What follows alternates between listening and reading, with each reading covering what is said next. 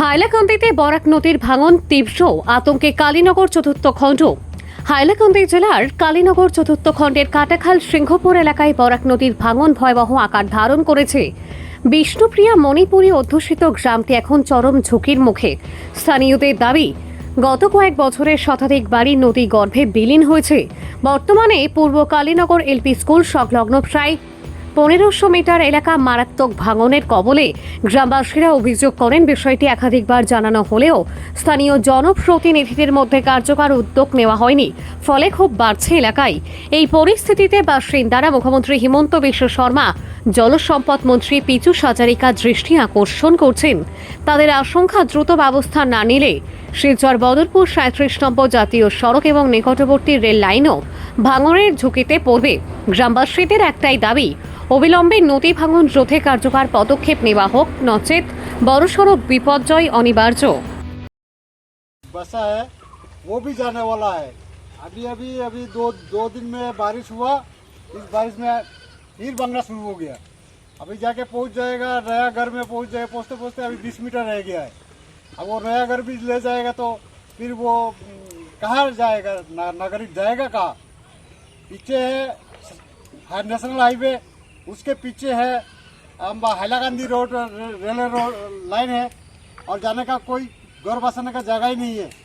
यही एक उपाय है जो नदी का बांगन को, जो अगर हमारा डॉक्टर हेमंत विश्व शर्मा अगर कुछ करे, कृपा करके इस गांव का कम से कम 50-60 परिवार इस गांव में, और ब्रिज के पास से 900 मीटर का तो काम हो गया है, लेकिन उसके बाद नहीं हुआ है।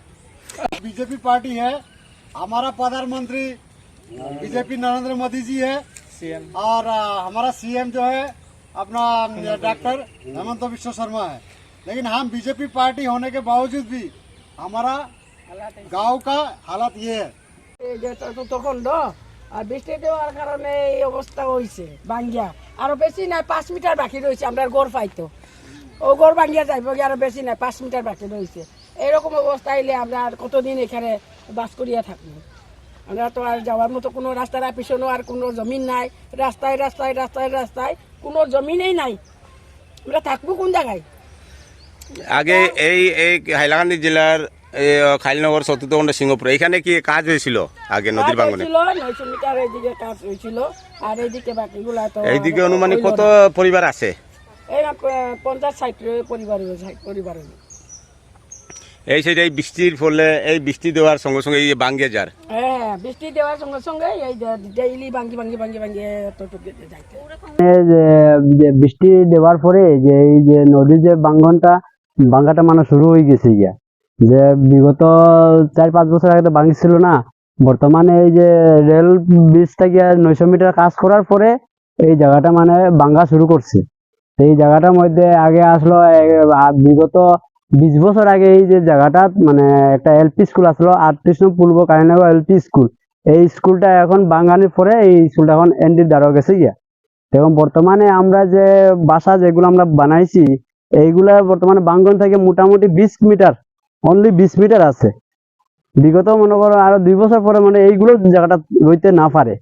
তো আমরা অনুরোধ করতেছি যে আমাদের যে আসামের যে সিএম স্যাররে আর ভারতের যে প্রধানমন্ত্রী স্যাররে, যে এই যে জায়গাটার যে কালীনগর চতুর্থ খণ্ড হাইলাকান্দি ডিস্ট্রিক্ট একটু আমরা জায়গাটার মানে ব্যবস্থা করার লাগিয়ে আমরা সব প্রশাসন বা যে আমরা যে ডিস্ট্রিক্টের যে ডিসি স্যারকেও আমরা যে অনুরোধ করতেছি যে আমরা যে জায়গাটা একটু মানে দেখবার জন্য, দেখে এই জিনিসটা মানে অতি সত্ত্বর যদি মেরামত করতে পারেন তাহলে যে আমরা যে মানে একটা উপকার হইলো।